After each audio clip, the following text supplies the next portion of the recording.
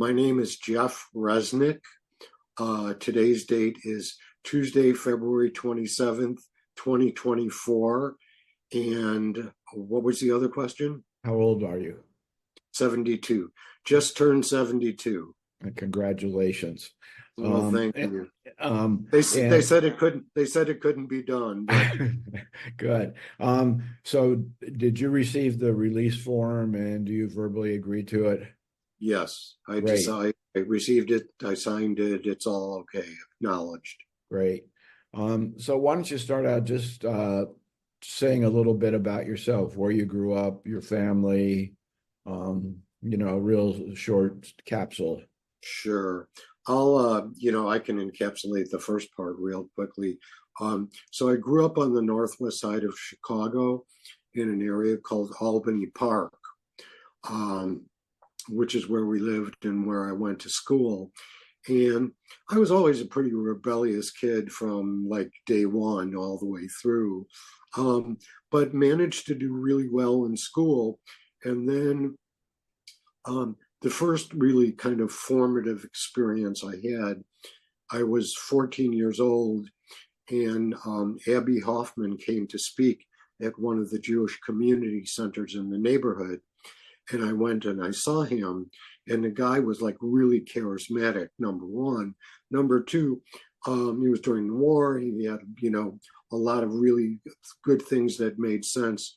So that was kind of like the first major impact on my political development. Then when I got older, I was about like 18 or 19. Me and a couple of friends rented an apartment in the area of around Armitage and Sheffield. And right down the block around the corner, there's a group, I believe, called the Young Lords, used to run a free breakfast for children program out of their storefront. So we used to go help them out in the morning, serving breakfast to kids and stuff like that. And my interest continued to grow. And at some point along that line was introduced to people in a group called the White Panther Party, which was, kind of like the Caucasian counterpart to Black Panther or whatever. So I became involved in the White Panther Party. We got a three-story building by I'm having a hard time remembering the name, Division and LaSalle. And so there was about 20 of us living there.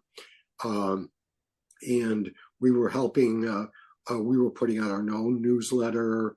We were doing events. We were helping with the Chicago Seed newspaper. Actually doing a lot of stuff in the community organizing. And at some point, not too far into that, the place got raided, and the cops just threw everything all over the place. And so we all kind of like split up after that. And went our separate directions. Some stayed together.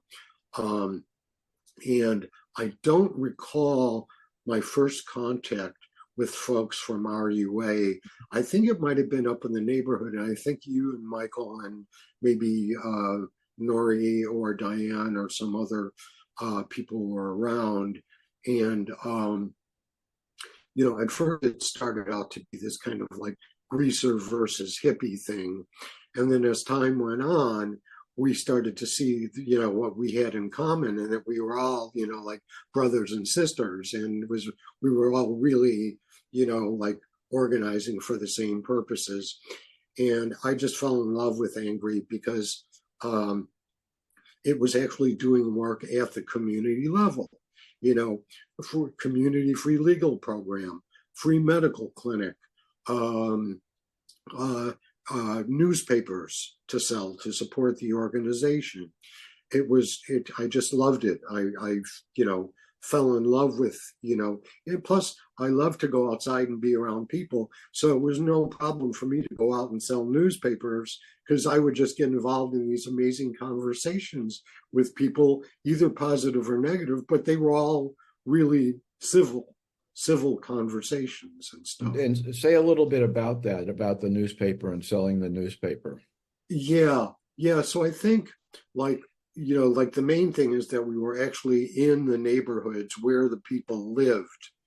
And most of the time we were either doing outreach, which was going to sell the paper and, promote the organization.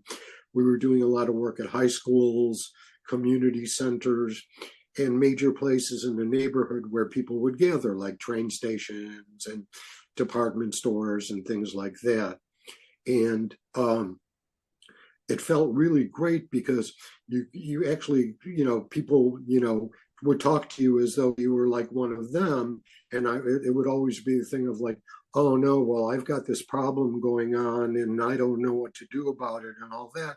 And just to be able to say to them, here's our address, come on down, we'll do what we can to help you out, just felt so rewarding. It was like, it was like the giving was the getting, it was that kind of situation. So what we did following the RUA model is in Albany Park, we opened up a community center just like the RUA office, and we had free like evenings for like legal help for people in the neighborhood who needed it.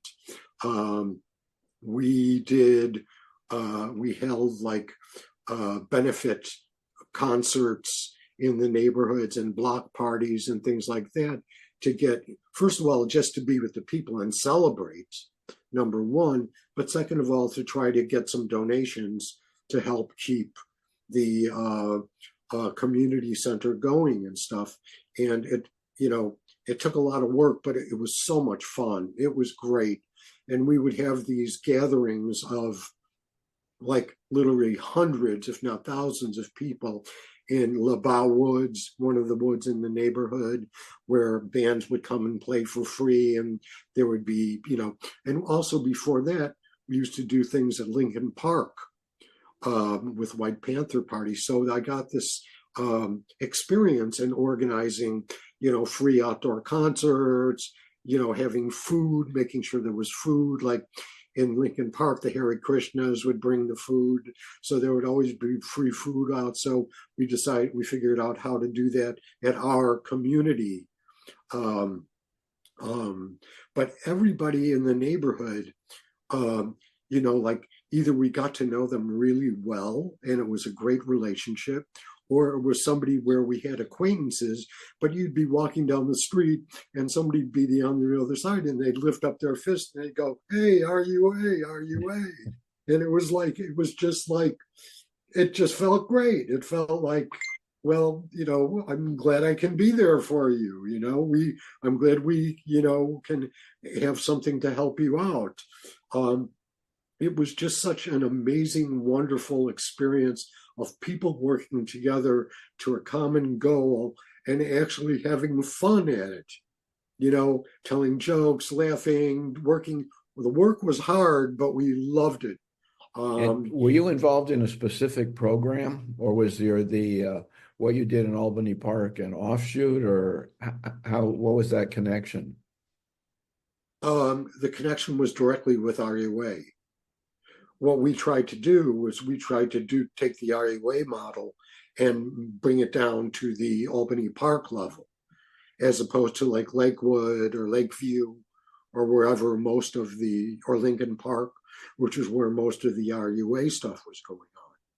So I guess you could consider us a satellite facility or something like that, because we were actually doing all of the same things. We were selling papers, we were having benefit concerts and donations, and it just felt so great to be part of to be a solid part of the neighborhood. People knew where we were.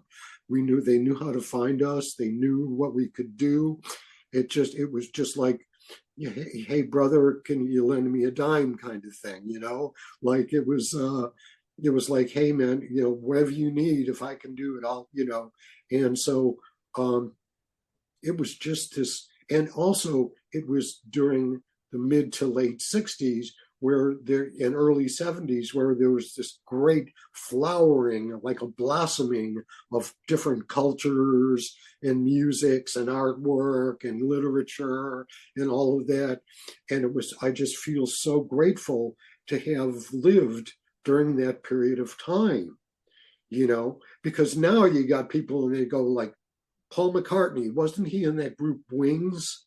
And that's all they know about. And there was so much going on, during that period of time that it felt like this kind of like a rebirth of the world, but in a positive way.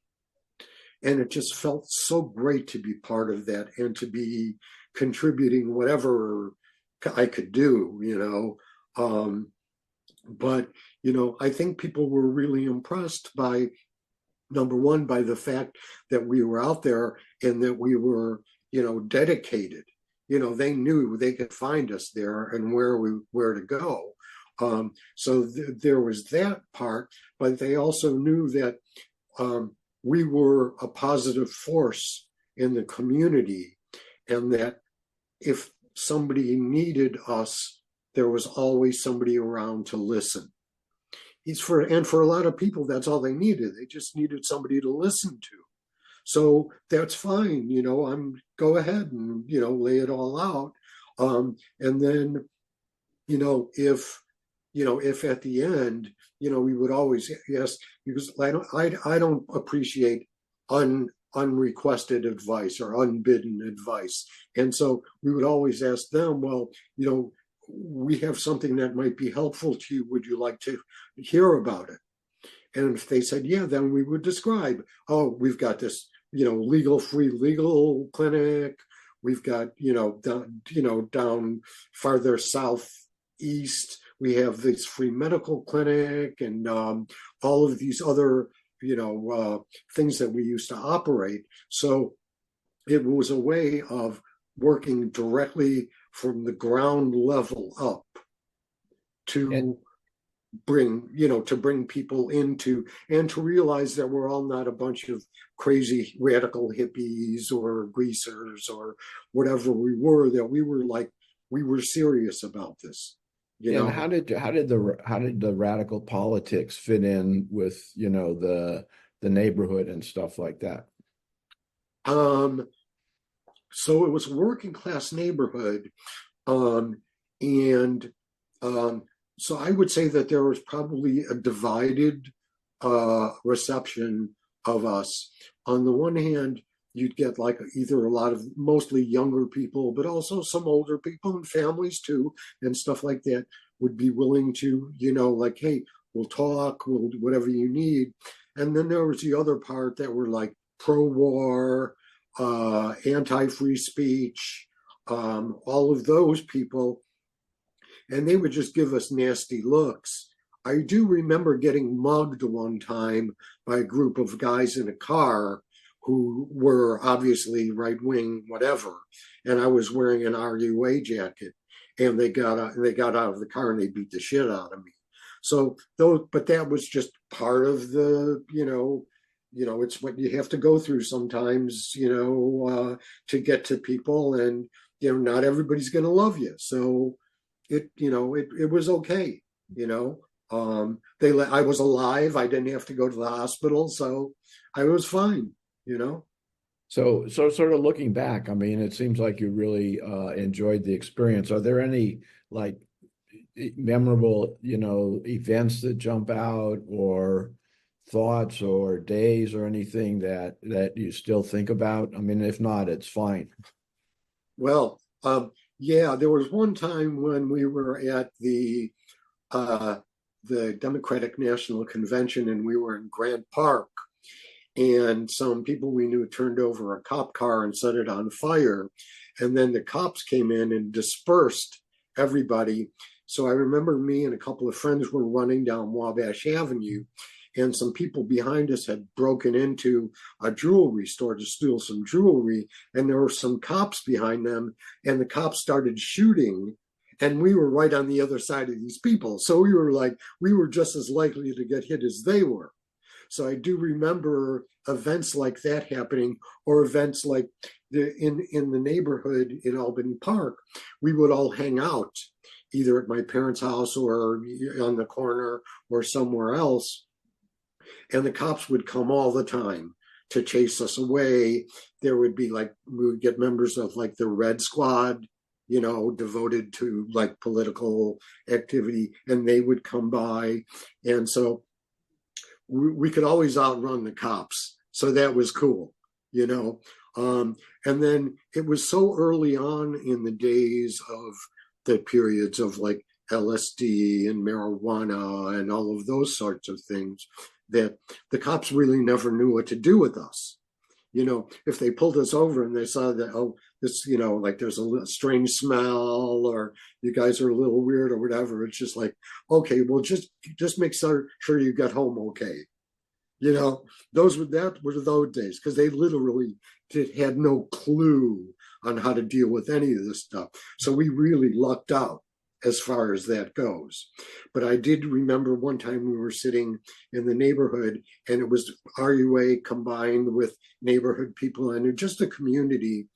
And the cops pulled up, and one of the cops who knew me, he said, "Jeff, come here. I want to talk to you." I say, "No, I'm not coming by you. You're going to arrest me. We're not doing anything. We're just sitting here. It's a hot night. We're having a couple beers and just whatever." And then he looked at me and he started chasing me, and I turned around and ran away. And then he smashed me over the head with his, I can't believe either his gun or his flashlight or baton or something like that. And I had to go to the hospital to get 13 stitches because I refused to submit to his whatever. And he was known as one of the bad guys of all the cops in the neighborhood. So they had to charge me with assaulting a police officer. In case it went to court, they would have some justification for my injury. But we went to court and the cop never showed up. So it was it. It was over. So, but it was Bob, you're asking me for things that stand out. And if I gave it some thought, I could probably come up with it. But every day was like a new adventure. We never knew what to expect.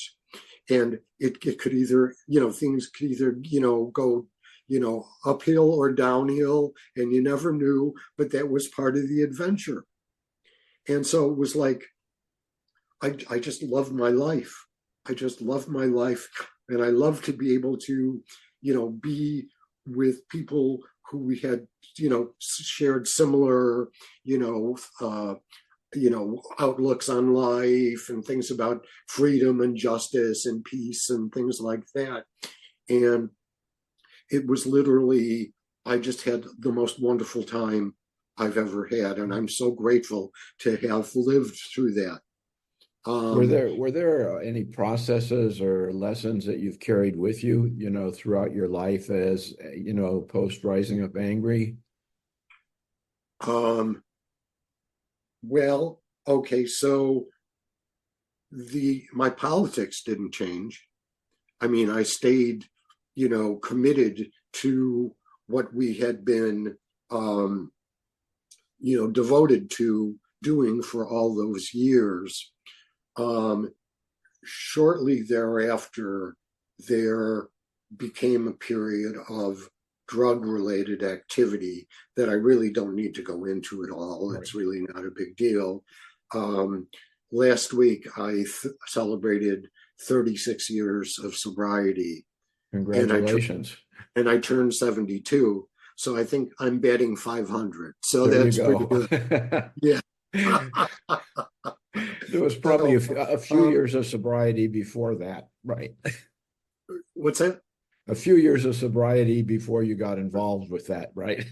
Yeah. Yes. Yeah. A few. Yes. Yeah. but connecting me with other people also connected me with the substances they were partaking. Right. So whatever, Yeah. So what else have you been doing since Rising Up Angry? Ay, ay, ay. Where do I go with this? Since Rising Up Angry. Um, so since Rising Up Angry would put us somewhere in the mid to late 70s. And that's when things got a little hairy for me. And what I finally wound up doing is when I got sober, I decided I wanted to finish school. So I moved to New York City and joined a doctoral program at NYU and graduated with a degree in neuroscience. I've always been interested in human behavior. My bachelor's is in psychology, and people, the things that people do fascinate me, whether they're good things or crazy things or whatever. And so I thought, well, psychology isn't really, I need to get more of a solid footing in it, and decided to go into brain science instead of purely psychology as a way of trying to understand human behavior and what parts of the brain drove what types of behaviors and things like that. So after I graduated, I worked at New York Presbyterian Hospital and the Hospital for Special Surgery, managing a group that monitored the functioning of the nervous system during a variety of surgeries, whether it was spine surgeries or, brain tumors or like acoustic neuroma, things like that.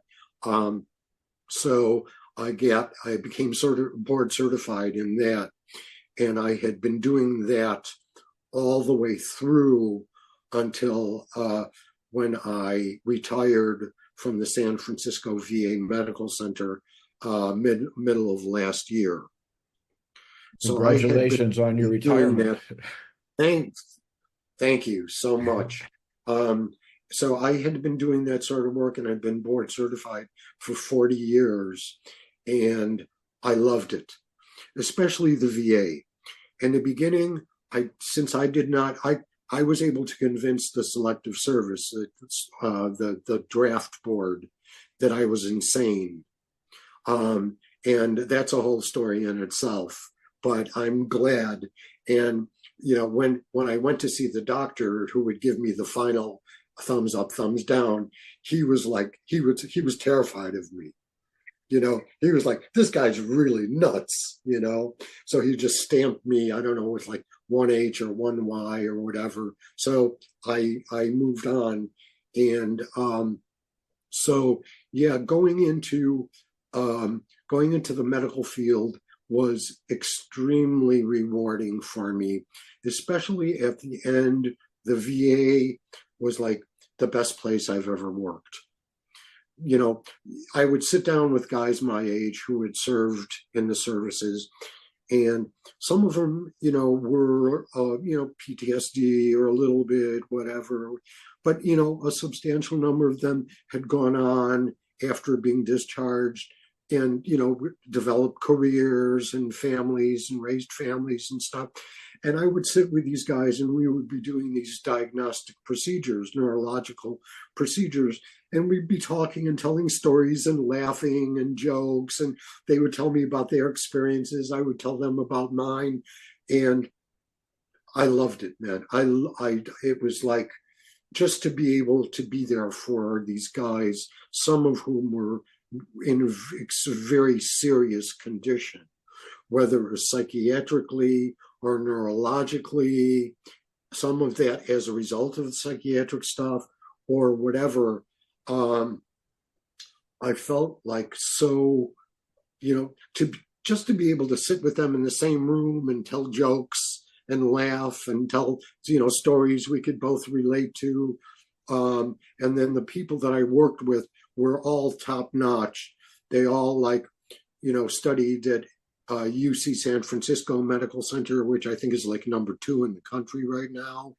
And so all of the physicians I worked with the medical staff, the nurses, even the maintenance and housing people, the housekeeping people, everybody. I just loved the people. It was, man, it just like, it felt like I was giving back in the best way I was capable of doing. And my work was top notch. I learned how to do things in some extremely difficult situations. I mean, being in a isolation ward working with COVID patients was not fun, but I did it, and I thankfully was able to avoid it. It's not over yet, but we'll see. But some of the interesting things were that many of the patients who I was attending to shared the same values that I did about the war and free speech and capitalism, whatever. So it rather than becoming a job where I go, I got to get up at 6 o'clock, so I got to go. No, it was actually something I look forward to doing. And I think that was actually the first job that I actually looked forward to doing. But it was like the most fulfilling, next to RUA and White Panthers and all the work back then, that was like the most fulfilling experience I've ever had. And I continue to have those types of experiences online. And if I could just, there was something I didn't want to forget. If I could just insert it here. Absolutely, yeah. I think this archive is brilliant, and I think doing these interviews are just wonderful. But I think that given all of the work we did and all of the time we spent, it might be too late, but it might be not. But I think that right now would be a great time for people to put together something like, community organizing in the 21st century type of thing, like taking all of the things we've learned over all those years and bringing it up to now when everything is different, when it's all Zoom or Facebook or whatever. There are additional channels to connect with people that didn't exist when we started doing our organizing.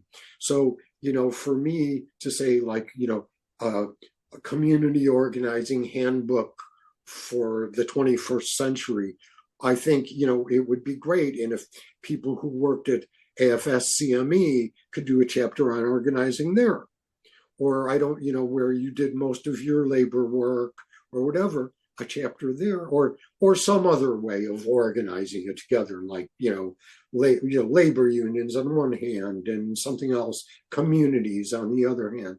But I think there is so much that we have a wealth of information that could really be beneficial to this next generation of hopefully, up and coming community organizers. Well, I think it would be priceless, right, if they had that knowledge. Okay, that's great, and it actually leads into the question I was going to ask you, is that if you had one bit of advice or lesson for those upcoming young people who want to do, change the communities, change the world, what would that be? So, and this is something I've given a lot of thought. So back in our day, it was a big deal to do outreach. That's how we communicated with the community, spread our information, got to know people, all of that. I think outreach is extremely important, and I think it always will be. But one of the things I think we lose sight of sometimes is the larger picture, is that if we're going to do this and we're going to go about it successfully, we're going to need people who who are computer programmers or IT experts or people who use, social media to do most of their things and stuff like that.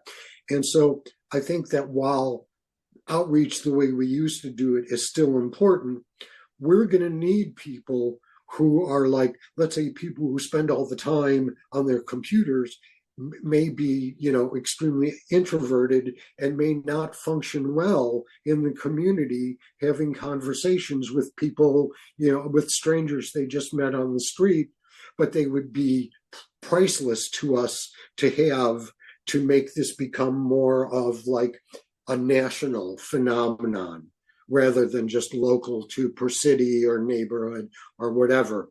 And I think that's the biggest thing that we could do is focus on the big picture of what it's going to take.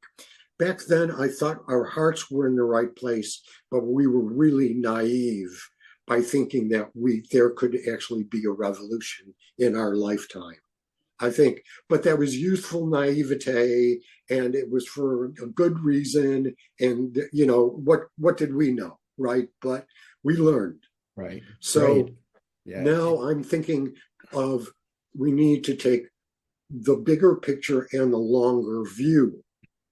That we're going to need ways of getting around these new weapon systems they're coming up with, or surveillance techniques that they're developing that I'm sure that they're probably even watching now for all.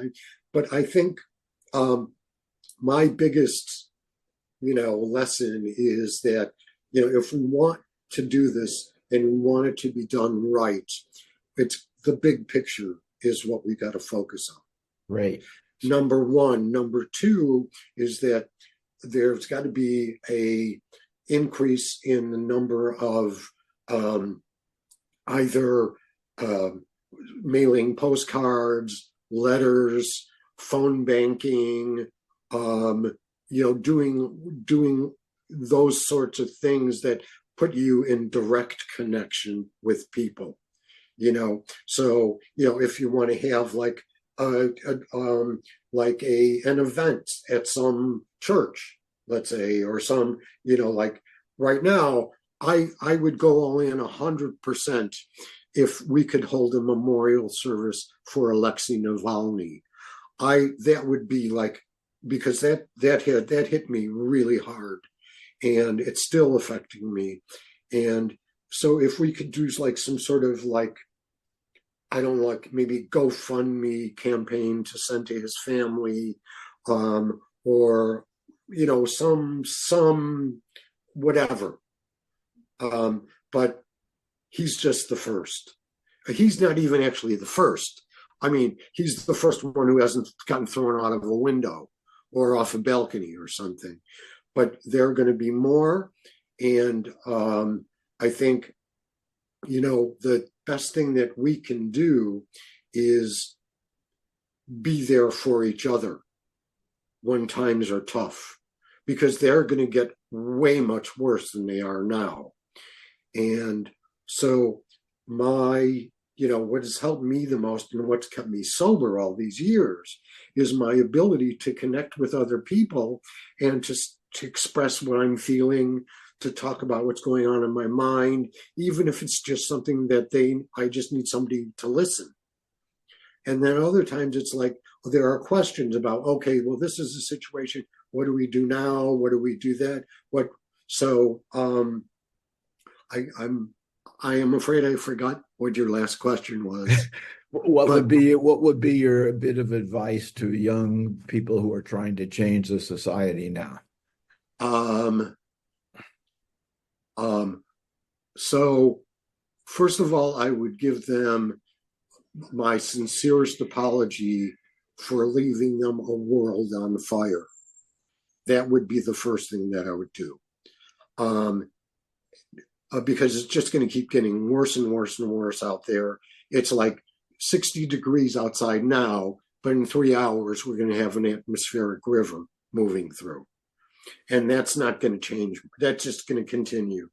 So my my best advice for them right now would be to think about what kind of world they want to live in and make it be something that's practical rather than, it's like, I remember the question I most got confronted with whenever I was out on the street, doing outreach or organizing or whatever is like, well, yeah, well, what are you going to replace it with? And, I never had like a very, precise or very lucid or very, and I didn't want to get into like long debates about socialism and communism and stuff like that with some working guy on the street. I didn't want to, I didn't think that would go over very well.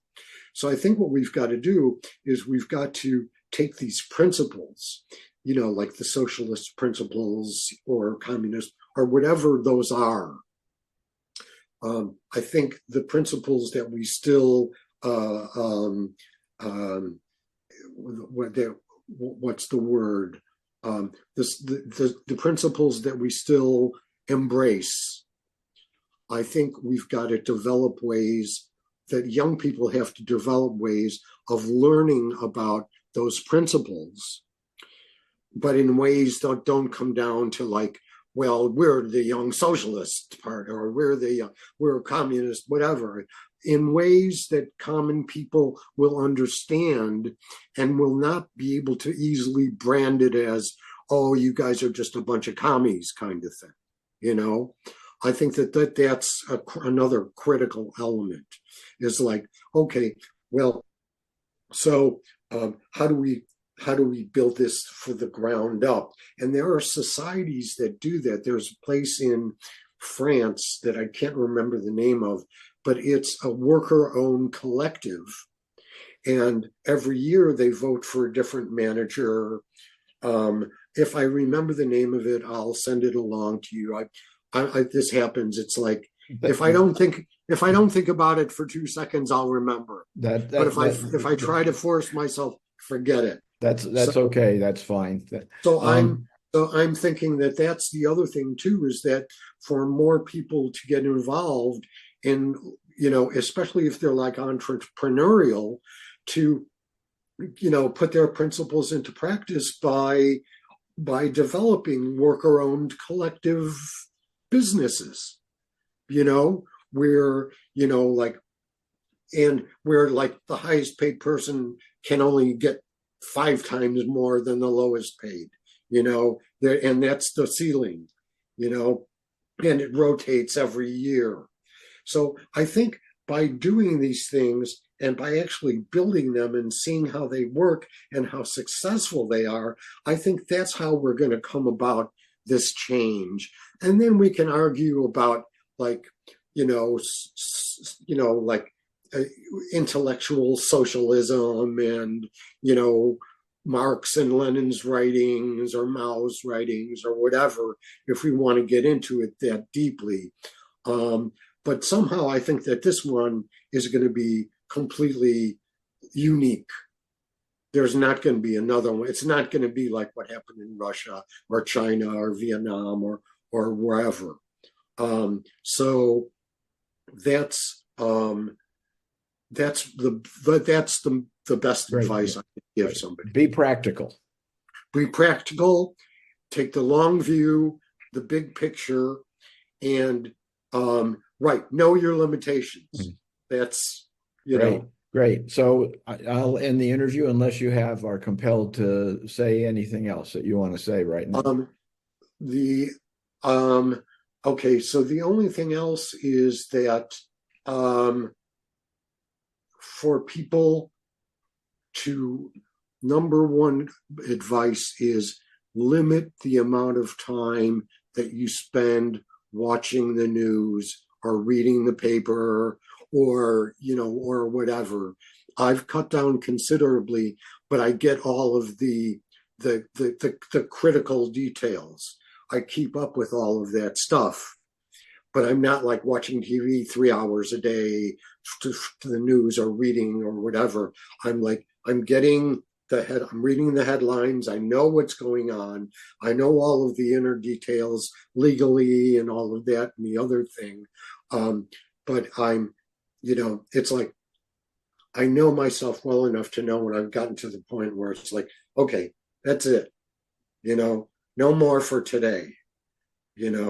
Maybe a half hour this evening, if in case, because things are happening. So, so many moving pieces all the time. And I want to stay on top of all that, but I don't want to be overwhelmed by it or feel dejected by feeling that like, oh, this is a losing venture or whatever. Because I don't feel it is. Right. But I do feel that a lot this next year, that's a long time between now and November. And a lot of things are going to happen. And so I just, my biggest piece of advice for anybody is be prepared for anything. Okay. We'll leave it at that. That is good advice. Yes. And is there anything else you care to know or anything I might have left out? No, this is great. This is great. All right. Well, I want to thank you very much for your invitation, Bob. Yeah. And it's always a pleasure to see you. And it will be we can go to like on recording. We don't have to record anymore, but we can still talk, right? Yeah. Let me try and do